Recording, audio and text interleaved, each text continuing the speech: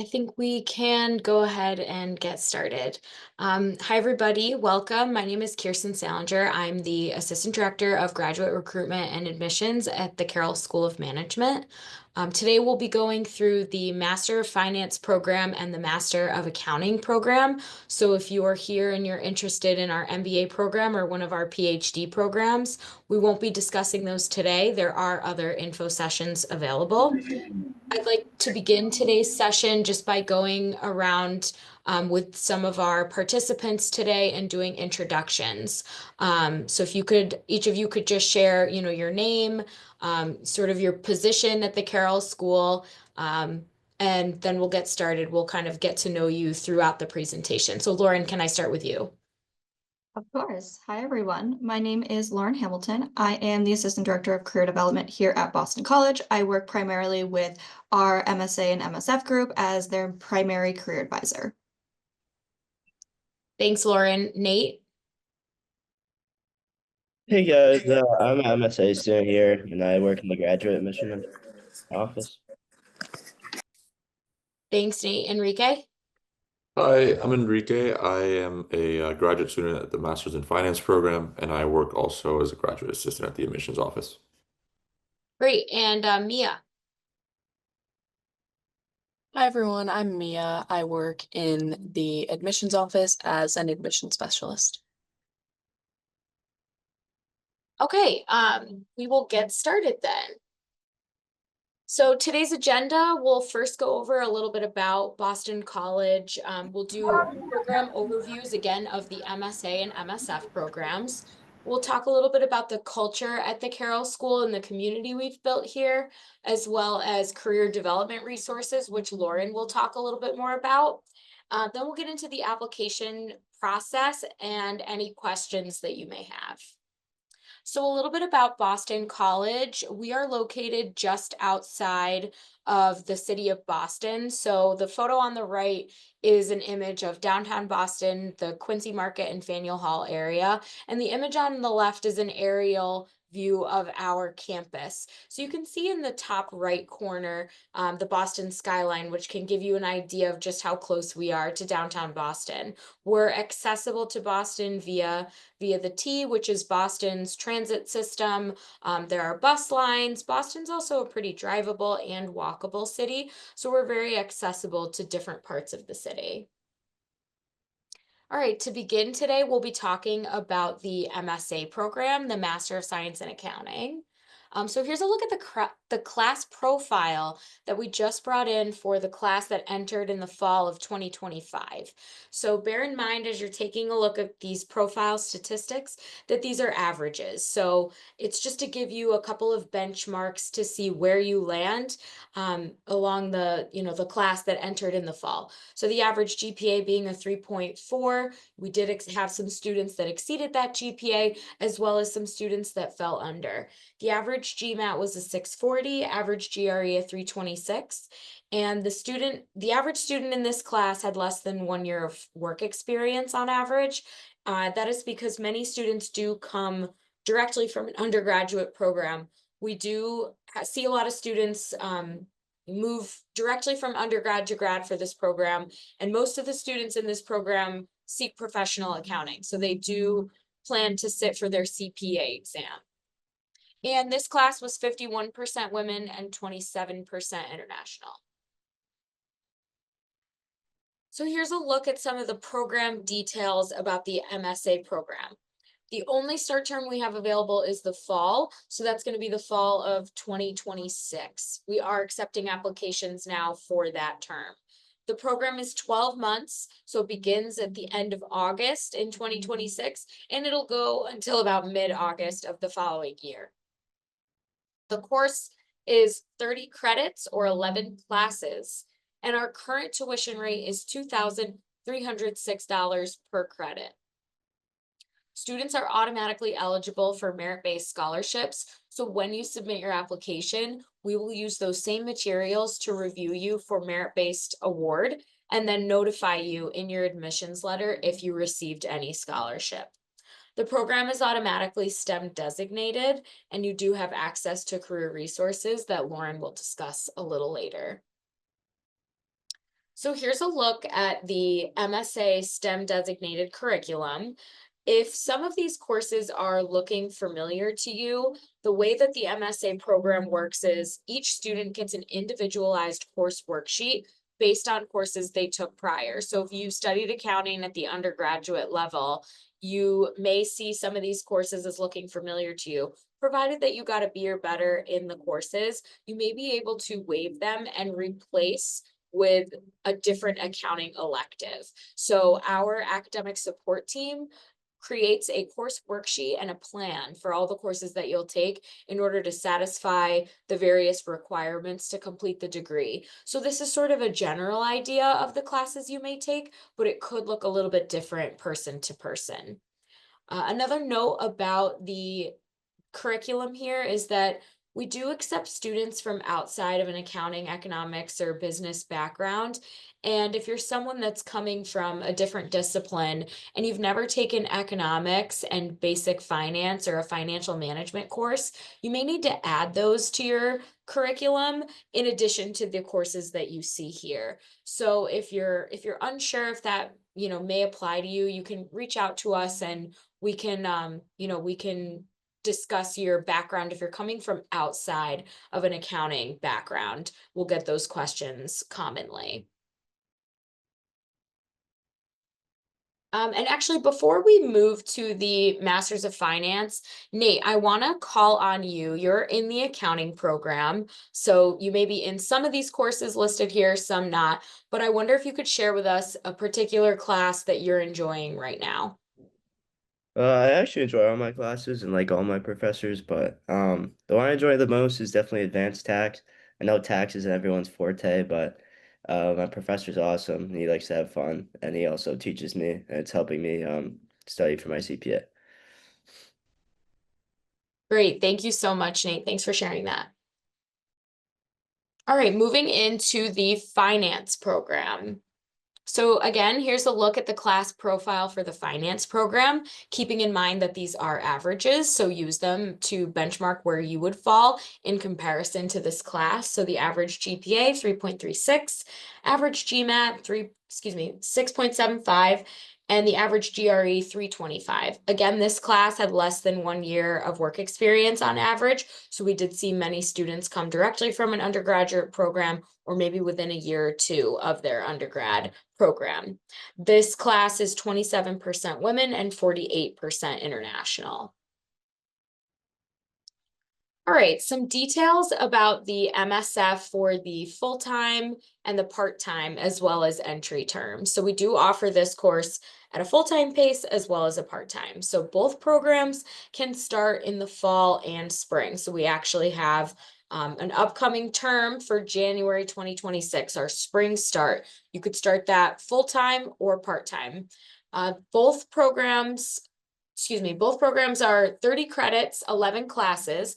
And the full-time will be 1 year program, 12 months, while the part-time, it can depend on how many classes you take at a time, but it'll be approximately 20 months. Most students can get it done in 2 years or less.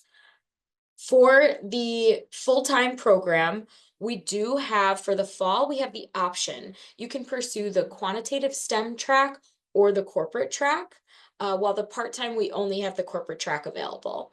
One thing I'd like to point out is for the spring entry term, the quantitative track is required. Just the way that our classes are set up, for fall and spring, we do have our spring intake folks go through the quantitative STEM designated track. So you don't necessarily get a choice if you're planning to start in spring. Tuition is the same for both programs, $2,306 per credit, and both programs, full-time and part-time, students are eligible for merit-based scholarships. Process is the same as accounting. We will review your application materials to determine if you'll be receiving any merit-based awards. And then both programs have access to career development. One note about the STEM track. So we get a lot of questions. how do I apply to the STEM track? Well, you don't. You just apply to the MSF program and then you get to choose later. So both the program is essentially the same. It's a Master of Science in Finance. It's just the designation on the degree that changes. So when you enroll in the program, so when you tell us, yes, I'm confirming this program, I'm going to submit my enrollment form, that is when you will choose whether you want to pursue the corporate traditional track or the finance track. So you don't have to apply to the STEM. You'll be able to decide that later. And just a note that you cannot switch from the traditional track into the STEM once you've made that decision. So have a look at this curriculum before you make that decision and make your decision thoughtfully because you wouldn't necessarily be able to switch later. So first, we're going to look at the corporate traditional track. So this is not STEM designated. There are 7 required courses and 3 electives. So if you take a look at the first 4 classes in the fall semester, these are classes that all students will be taking regardless of track. So all students will be in investments, corporate finance, management of financial institutions, and financial econometrics. It's in the spring and summer terms where your track can dictate what classes you're going to take. So in between the spring and summer, you need to take the next 3 courses, and then you'll have room for 3 electives. You can see off to the right here, we have a couple of electives listed. There are a lot of finance electives available at the Carroll School, so you'll have to read through course catalogs and things like that. We have access to our different courses that are available on our website. So if you want to read descriptions of the courses, you can, to see what electives you might like to take if you pursue this program. And the other thing I'd like to note is for programs for the MSF program and actually for the MSA program as well, students complete an online managerial statistics course prior to their program. So we don't have any true prerequisites for either program. This sort of serves as our prerequisite. You take this managerial stats course, it's online, it's asynchronous. It'll take you about 20 to 30 hours to complete. So once you get access to it, you can start it over the summer before you begin your course.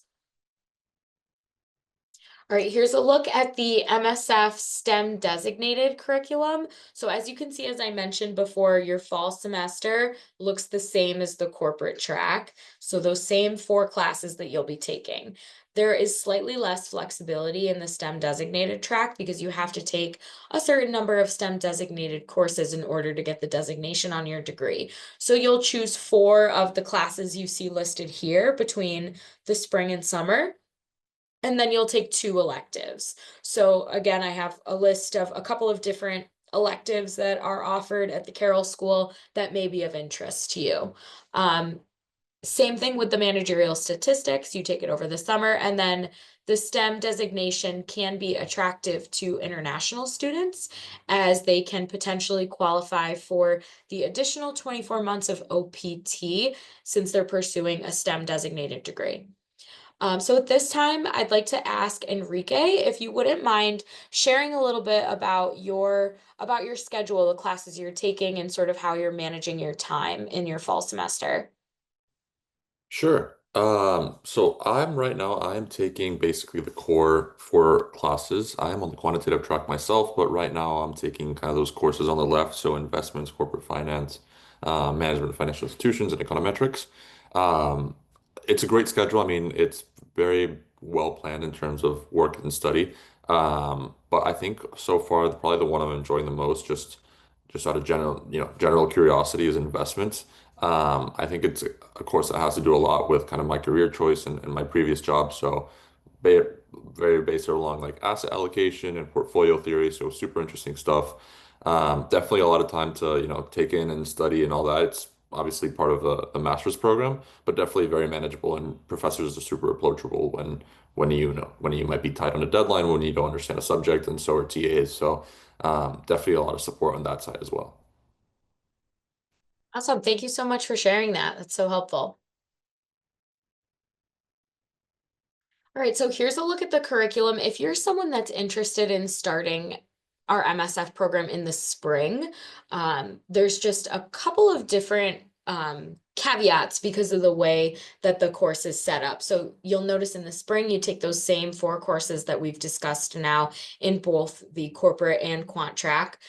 In the summer, you'll take 2 of the classes that you see listed here. So there's 4 available. You'll take 2 that are being offered, and whatever you end up taking in the summer, you will then take whatever remaining classes you need in the fall. So the setup is sort of 4, 2, and 4. Whereas if you start in the fall, the setup is usually four classes in fall, 4 classes in spring, 2 in the summer. If you start in spring, it's going to be 4 spring, 2 summer, 4 fall.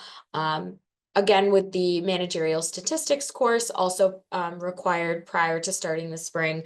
But we did just want to point out that the structure of, when you take your classes and how it's set up is a little bit different for spring. So just something to be mindful of if you're considering a spring start. Okay, next we'll discuss the application and some of the logistics. So here's a look at the application materials that are required for both full-time programs, MSF MSA, as well as part-time MSF. We require your updated resume. There's an essay component, so it asks about your goals and why the program you're applying to will help you achieve them. International students are asked to complete a video essay. It's a 90-second response to a prompt. You get 2 chances to give your response. So if you're not happy with your first attempt, you can try it again. Just an opportunity to let the admissions team see a little bit more about you, take you off the paper a little bit, get to know you, and see how you respond to a prompt.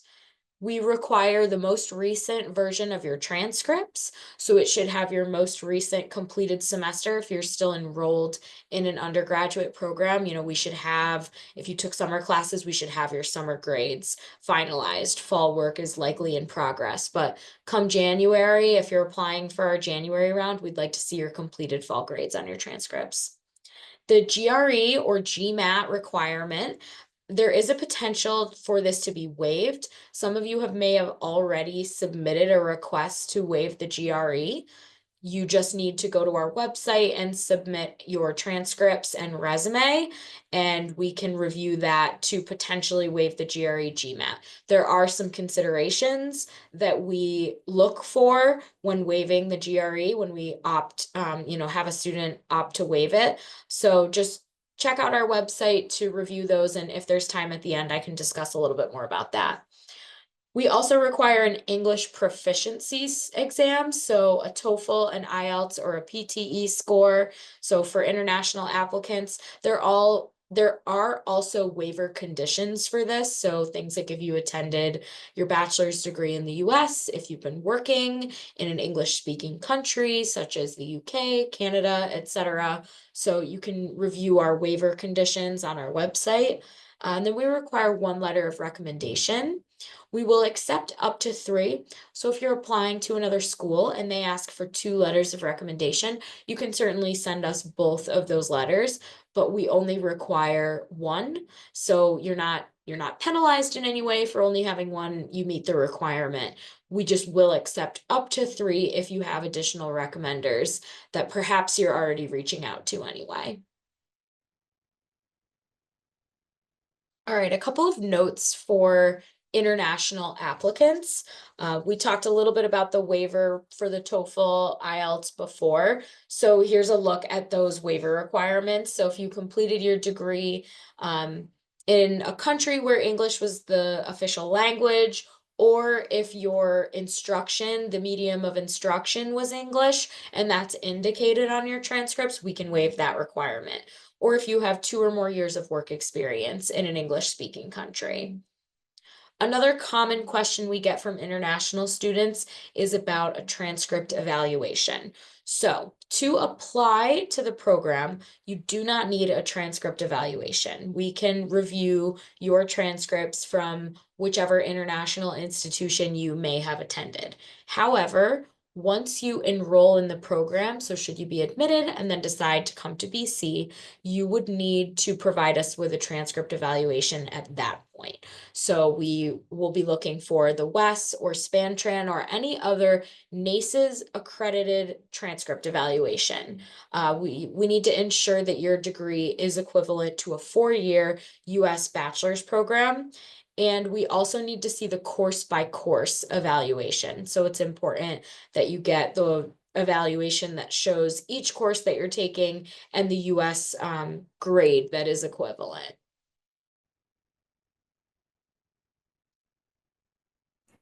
All right, here's a look at the deadlines for the MSA program. As you can see, we have a deadline on October 14th, our first deadline, and we have several others after. We do encourage all international students to apply by March 10th, just to ensure that there's enough time to plan for requesting an I-20 and then a subsequent visa appointment. So we do highly, highly recommend applying by that date. So there's plenty of time. If you're on this call now, you should have no problems applying by then.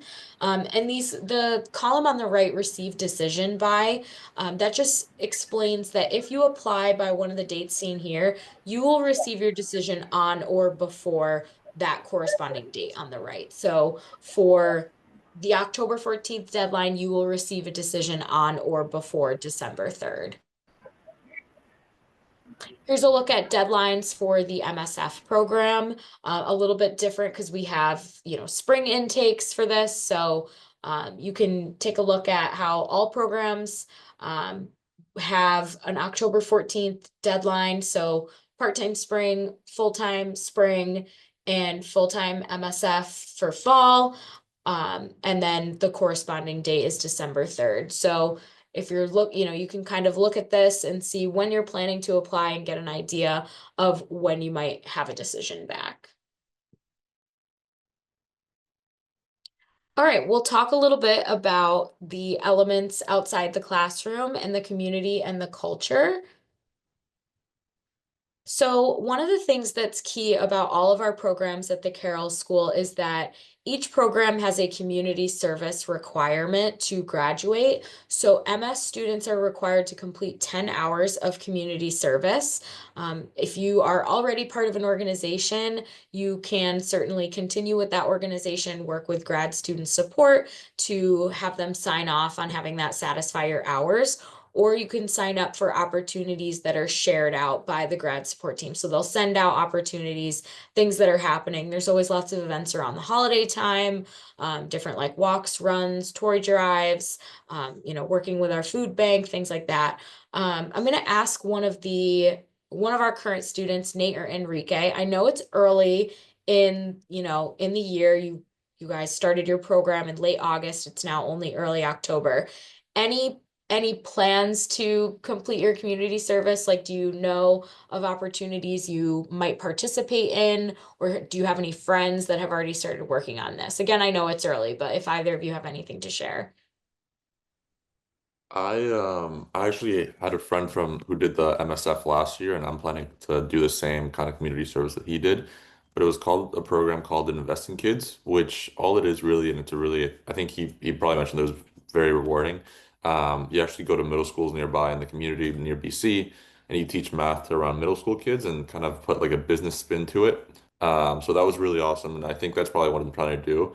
Not sure when it starts, but I did hear that it is still active and they're still trying to do it for this year. But definitely one of those that I'm looking forward to, and it's definitely very manageable as well. At 10 hours for the full year, I think it should be a good fun. Yeah, thanks. Invest in Kids is a great organization at the Carroll School. So that's a great example of something that's happening, within the Carroll School to satisfy those requirements. And the grad student support team will also send out opportunities with partnerships that they have, other nonprofits that they work with, opportunities for students to complete their hours. And like I said, I know it's early in the semester, so as we move through the year, you may have more to share in terms of opportunities to take advantage of. So a little bit about the culture at the Carroll School. The Carroll School has an entity called the Graduate Management Association. It is sort of like a student government type entity. They are the umbrella for any clubs at the Carroll School, so the investing club, the women in business club, things like that. And the GMA as well as the subsequent clubs will put on events for students. And so they can be anywhere from social events to networking events that happen throughout the year. So, we see on the bottom right, it looks like a group of students went to Fenway Park for a game. This could be an image on the top right of the Boston Marathon that passes through campus every April on Patriots Day. It looks like they're kind of in some athleisure, could be ready to watch runners go by. Just other networking events that may happen. The Women in Business Club held an alumni panel on Monday. So these are some of the things that happen on campus, and it's an opportunity for students to get involved. To either of our students, Nate, can you share how you have found sort of the culture at the Carroll School as you've met students in your class? What's the environment like? How are you interacting with your classmates? Yeah, I mean, obviously you're gonna be good friends with your roommates, but my classes, I mostly just if I need help with anything, I'll just talk to somebody, get their number, and then we'll hang out. I mean, it's pretty easy to make friends here, so it's always a good class culture. Enrique, how about you? How have you found the environment here, working with classmates, professors, staff, anything? I think it's been great. I think well, actually, a couple of my classes do offer group projects, so that just by itself is a great way to meet people that you might not, be paired with in the first couple of weeks. So that's been really helpful. But even with TAs as well and professors, they're all super approachable. I've already, met a couple of times with the TA for my corporate finance class, so it's a relationship building there, which is awesome. Which is I think it's, besides just being obviously um, a school with a lot of students. I think it's great that they had it's a little personable in the sense that you can get in touch with TAs or professors and they'll happy to take your meeting. But in terms of friends, honestly, I was surprised at how easy. I went to a very small undergrad school nearby. And that was obviously, it felt easier to make friends, but even with the larger size, I think it's super easy. Everyone's super approachable, and it seems like all of them are here to either help you or get to know you. So that's always a positive spin on tough courses. So good to have that. Thanks, both. All right, moving on. I'm sure you're all very eager to hear a little bit about the career development process and the outcomes from our career development team. So with that, I'm going to let Lauren take over, our career advisor for the MSF and MSA programs.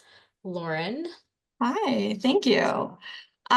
So hi everyone. Again, my name is Lauren Hamilton. I am the Assistant Director of Career Development here at Boston College. I primarily work with our MSA and MSF students as their primary career advisor.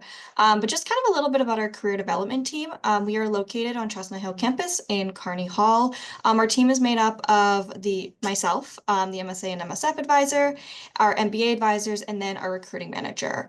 Our office is open Monday through Friday in person. We're here all those days between 9 and 5. I do a lot of my one-on-one appointments by appointment based. And all my students do have access to my appointment calendar, which I keep updated for that semester. That way they're able to find a date and time that works best for them. Again, it can be anywhere from 9 to 5. And then I also support students that are currently in the program, but also alumni. So even after you leave the program, the support doesn't, disappear. We do support you continuously. You can come back 2 years, 5 years later, and still kind of utilize the resources that we offer. So just kind of a little overview of the resources. We do have a weekly newsletter that goes out every week. It sends out on Friday at about 1 p.m. And this has a listing of open jobs that have been posted in the last week, as well as on-campus and off-campus events that we feel might be useful for students to know about, might be of interest to them, as well as if there's any new resources or if there's anything that I want to spotlight for students to kind of focus on, those announcements will be in there too. Then there's the one-on-one and personal career advising. This is kind of our approach to it is, you can make an appointment with me and we can talk about kind of anything, whether that be breaking down your resume, if there's any changes, cover letter reviews. I'm happy to review any cover letters, read them over before they're being submitted, networking meetings, job search strategies, interview prep, and more than that. As well as we do have an online resource guide. I've also sent this out to students to have handy from the beginning of the year. This site is accessible only to our MS students, and it has every resource link that you can imagine. Whether it be to our job boards, our interview prep materials, articles that are important to read. If you're an international student, international frequently asked questions and resources. And then we do have an amazing alumni network. So I do try to put on alumni networking events. I know that will be in the next couple of weeks and into the next semester. I do career workshops. Those were kind of at the beginning of the year. I did a cover letter workshop, a career fair workshop, and a few more that now I'm blanking on. But I really did those at the beginning to help students get set up for the year. And then I encourage students to get involved. You never know where networking can come from. We talk about networking a lot, and we talk about it in the form of meeting alumni, meeting professionals, but also getting involved within the community. There's plenty of student groups that you can get involved in, the campus community, and then local professional groups. And I do send out those emails to students as well. Lauren, I'm just gonna jump in here. Yeah. Enrique and I were talking the other day, and Enrique, I wonder if you could just share the brief anecdote about how you've connected with a couple of BC alum. That's great. Yeah, no, of course. So actually, it was even kind of before I was even at BC. Literally the summer before I started, I kind of just like updated my LinkedIn, put in BC. I was all so proud. And then I started like reaching out to BC alumni who were in jobs that, either were posted and they had a similar role, or they just had a role and I was interested in talking to them just to kind of learn a little bit about the company and what they do on a day to day. And I had over, I think, in the span of like 3 weeks, I had like 4 different calls with BC alumni, and I hadn't even like actually been on BC ground. So that was an awesome experience, and it just goes to show kind of just like how proud BC alumni are and how willing they are to help current students, or at least upcoming students in my case.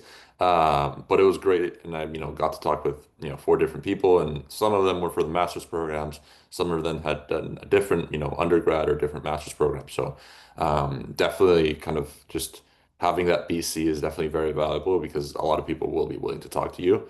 And at the end of the day, it was great. They were happy to refer me to interview processes, so super helpful, and it just goes a long way. And even if it doesn't work out to the job, you still have a great connection. They're an amazing company that you look forward to working in the future. So that was a really cool experience before even starting. So looking forward to Moa. Thanks so much for sharing that, Lauren. Sorry to Yeah, interrupt you. I no, just that thought was it'd be a good great. time to Thank you share for that sharing. anecdote. No, I think that was really insightful. And I've heard many students start their networking journeys even before they start BC, kind of, trying to, reach out to alumni and other, people that they have in their network.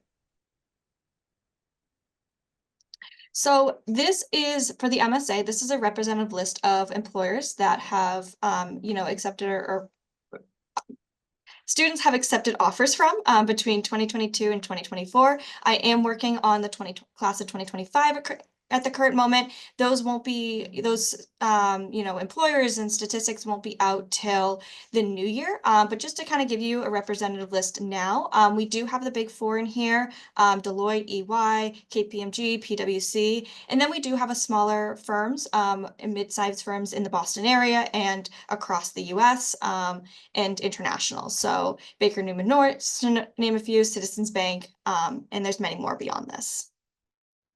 And then same thing with this, the MSF program. This is the representative list of employers between 2022 to 2024. Again, some of those big names in here as well. CBRE, Evercore, Rockland Trust Bank, just to name a few. But it gives you a representative list.